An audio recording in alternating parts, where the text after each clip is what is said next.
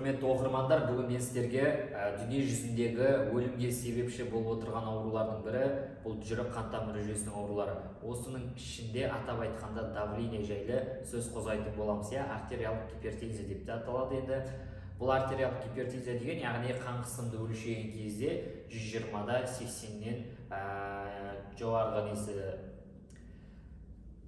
Қайырлы күн, менің оқырмандарым, мен сіздерге бүгін жалпы дүние жүзіндегі өлімге себепші болып отырған жүрек қан тамыр жүйесінің аурулары, соның ішіндегі артериялық гипертензия, давление жайлы сөйлесетін боламыз. Енді осы қазіргі таңда қарайтын болсақ, давление деген проблема былайша айтқан кезде жасарып, өте бір өршіп бара жатқан аурулардың қатарында тұр. Өйткені 10 кісіні алатын болсақ, соның 7-8-і осы давлениемен зардап шегіп жатыр. Енді давлениеға медицина жағынан қараған кезде 40 жастан асқан көбінесе ер кісілерде риск фактор болып саналады. Ал енді ол ауру жасарып жатыр. Қазір таңдағы 25 жаста жігітте де, 25 жастағы әйел адамда да бұл давление дамып жатыр. Енді оның себептері өте көп.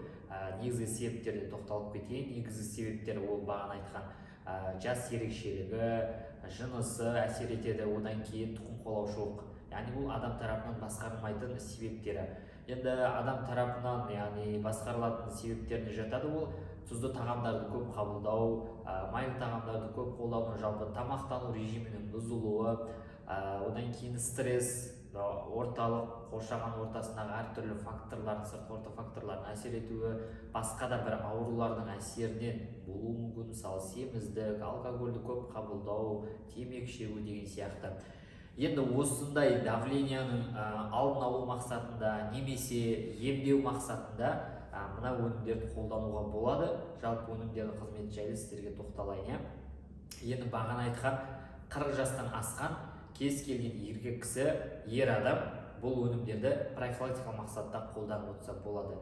Қазір таңда естиміз, мысалы 10 адам үшін біреуінде давление жоқ, 50-60-тағы ер кісілерде. Осындай кісілерге айтарым, просто профилактикалық мақсатта өнімдерді қолдануға болады. Енді бұл жерде біздегі бар жоғы 4 өнім давление кезінде қолданылады. Оның біріншісі міндетті түрде алоэ вера гель. Бұл өнімді ішуден мақсат ішектің қабырғасындағы шлактарды тазартады, яғни құрамында сапонин арқылы ішектің қабырғасы тазарғаннан кейін сіздің ішіп жатқан басқа да дәрумендер ағзаға сіңімділігі жоғары болады. Бұл бір.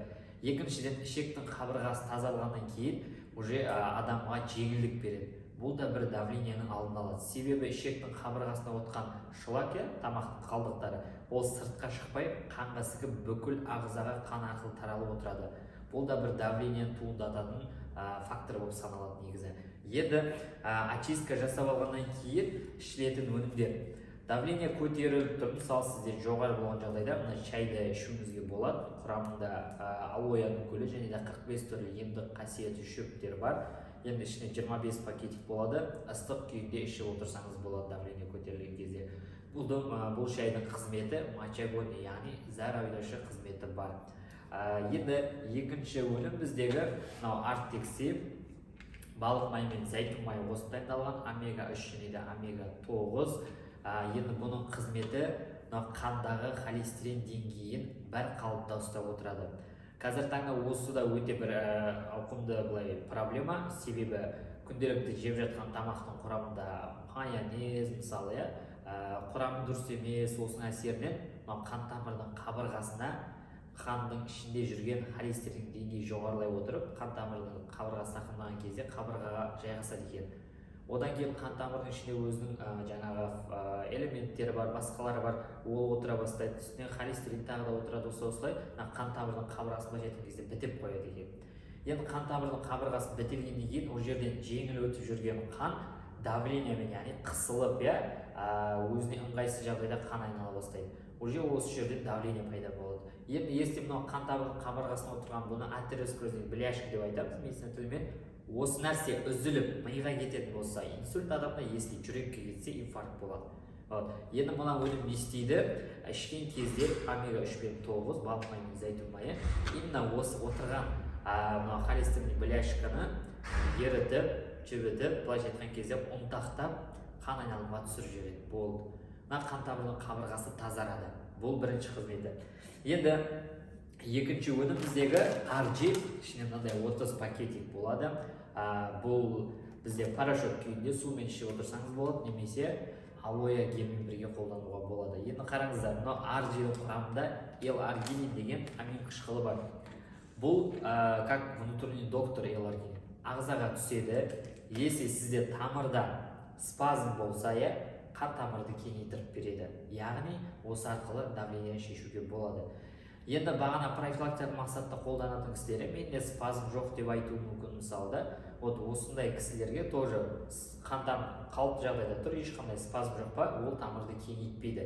Тек қана спазм болып тұрған артериялық қан тамырларды өз қалпына келтіріп кеңейтіріп отыратын өнім. И қанды сұйылтады, қан айналымды жақсартады, бүкіл қол аяқтың саусақтары перифериялық қан айналым деп айтамыз.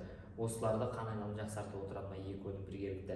Енді сіз бұл өнімдерді іше отырып, тек қана давлениеден құтылмайсыз. Ең керектісі иммунитетті 100% қалыптастыруға болатын өнімдермен бірге. Себебі RG-дің құрамында L-аргининнен бөлек D3 ең керекті витаминдер бар. Ал енді қараңыздар, инфаркт, инсультке профилактикалық мақсатта өте керемет болсатын өнімдер.